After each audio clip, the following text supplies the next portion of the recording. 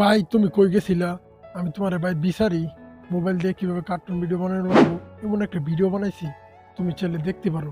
তো চলো সবাই মিলে আমরা এই ভিডিওটা দেখি মোবাইল দিয়ে কিভাবে সহজে কার্টুন ভিডিও বানানো যায়, যে কোনো ব্যাকগ্রাউন্ড কিভাবে চেঞ্জ করতে হয়। ঠিক আছে, তো লো ভাই সবাই মিলে দেখি, তাহলে আমরাও মোবাইল দিয়ে কার্টুন ভিডিওগুলো বানাইতে পারবো। ওয়েলকাম ব্যাক, কি অবস্থা সবার, কেমন আছো তোমরা সবাই?